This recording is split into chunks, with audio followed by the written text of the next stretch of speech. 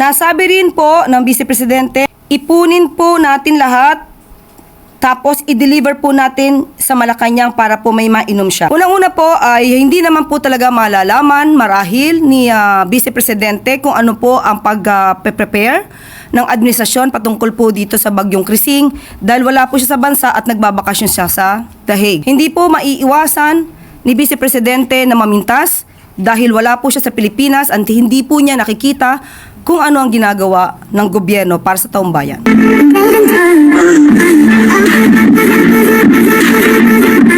Pansamantala ay sasagutin ko muna po ang mga katanungan habang naghihintay po tayo sa ating mga piling public servants na magre-report ngayon.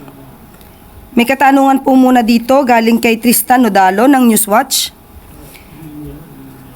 Comment po sa statement ni VP Sara Duterte na nagpalala ang lack of preparedness ng Marcos administration sa nararanasan ngayong problema ng pagbaha.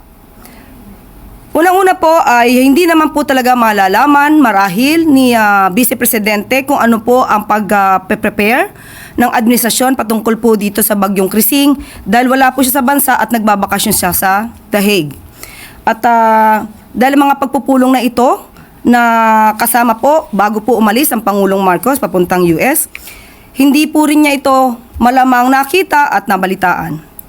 At muli, wala po ang kanyang presensya sa Pilipinas para husgahan kung ano man ang naging trabaho ng Pangulo at ng administrasyon at ng mga concerned agencies patungkol po dito sa Bagyong Krising.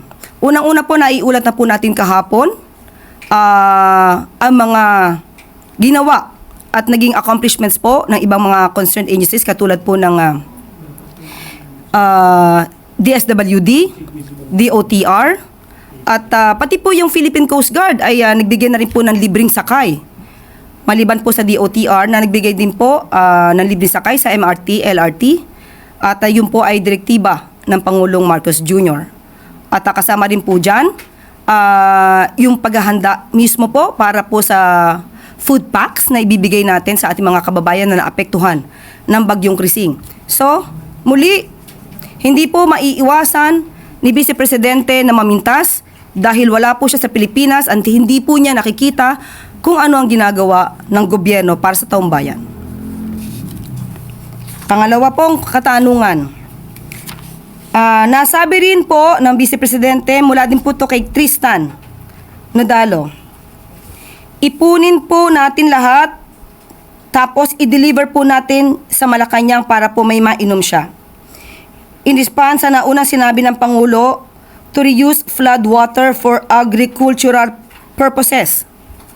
Unang-una po, kinutya niya ang suggestion na ito ng Pangulo na ipunin ang tubig ulan. Marahil ay hindi po niya batid ang batas na ito.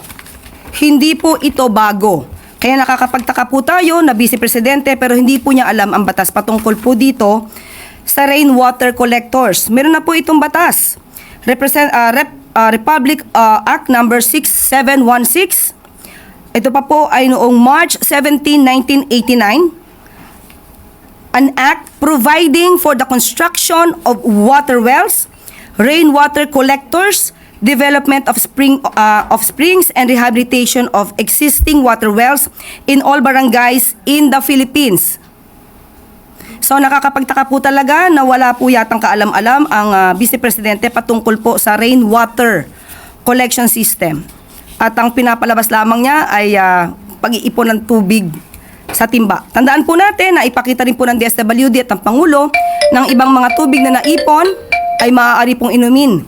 Galing po yung gadget o yung equipment na pag-filter ng water. Yan po ay naipakita naman po ng ating Pangulo.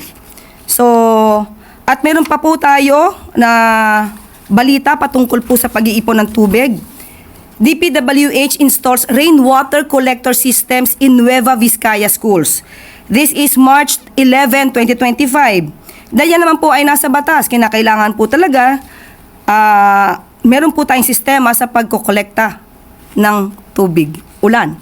At meron din po noon, ito po as of Feb 2024, meron pong sinusulong itong si Surigao del Norte Representative Robert Ace Barbers noon tungkol sa pag-compel, sa pagiging mandatory ng installation of rain collection systems. So, medyo nakakatawa po ang dating ni Vice Presidente dahil hindi po niya alam patungkol po dito. So, okay, nandiyan na po ba si Engineer Christopher? Engineer? Yes. Okay. Bago po tayo bumanta kay Secretary Manny, ang tanong po natin, yung po ba nakaraan na ulan, si Bagyong Krising, ang balita po natin ay sa 3 araw na tag-ulan, ang ibinuhos nito ay katumba sa 1 buwan. Paki-explain nyo nga po ito, sir. Bali, ang nangyari po, Yusek Clear, no? We have what we call normal rainfall rate per place per month base sa historical records natin na 30-year period. Ngayon, yung naging pag-ulan na dulot nga nitong si Pinag-Ibayong Habagat during the time of Krising, in between July 19 hanggang 21, ay nalagpasan niya po yung normal na monthly rainfall ng Science Garden, Quezon City in just a 3-day period. Kaya nakita naman po natin yung talagang mga pagbaha na naranasan sa nakararaming bahagi, hindi lamang dito sa Metro Manila, kundi maging sa mga karatig lalawigan. So normal po talaga pag ganun po karami ang ibinuhos na ulan, ay talaga pong magkakos din po talaga ng pagbaha? Well, posible po yan. No? Bukod pa dyan na kung talagang may mga parte or yung pagbabago sa ating environment, for example, yung mga daluyan ng tubig, ay isang factor na rin po yan. Pero basically, yung malagpasan lamang ng in a span of 3-day period, yung supposed to be monthly normal rain, ay talagang inaasahan po natin magdudulot talaga ng malawakang pagbaha.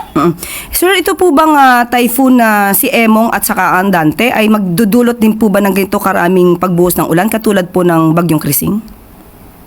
Ang nakikita po natin ay posibleng magpaulan ito but still early to compare. Pero hanggat maaari, inaabisaw na rin po natin mga kababayan sa pamamagitan po ng ating pinakitang weather advisory kanina. No? Dahil nga yung mga lugar, lalong-lalo sa kanlurang bahagi na Luzon, ay inulan na with the previous Habagat episode enhanced by Krising. At sa mga susunod na araw ay posible pa rin ulanin ulit ng Habagat episode being enhanced naman by Emong and Dante. So, kahit minimal lang sabi natin, hindi ganun karami, pero kung saturated pa yung mga kalupaan ng mga area sa inulanan nitong mga nagdaang araw, ay posibleng maging cause pa rin ang mga pagguho ng lupa. At yun nga, yung nabanggit din natin kanina na yung pag-subside ng mga water level sa ating mga ilog ay posibleng maging mabagal dahil nga may na-anticipate pa po tayong mga pag-ulan sa susunod na araw. Kaya yung paalala natin sa ating mga kabayan sa nakararaming bahagi po ng Luzon, particular na sa mga lalawigan sa kanlurang bahagi, na patuloy pong mag-monitor sa latest update natin regarding mga pagyong Dante at Emong, pati na rin sa Habagat. At yun nga, patuloy din pong makipag-ugnayan sa kanilang local government officials at saka local disaster risk reduction managing officers para sa mga patuloy na disaster preparedness and mitigation measures. May forecast po ba tayo sa darating na SONA ng Pangulo patungkol sa weather? Well, inaasahan po natin na throughout this week kasi inaasahan po natin may mga pag-ulan pa rin dito sa Metro Manila, no? Hindi lamang sa Metro Manila kundi sa mga ilang bahagi pa ng ating bansa. And by next week ay posible magkaroon tayo ng gradual improvement of the weather, although subject for monitoring pa rin dahil pinakita natin kanina na may isa pang sama ng panahon na nasa labas ng park at we're not ruling out the possibility na baka pumasok dito ng ating responsibility by next week. Maraming salamat, Engineer Christopher.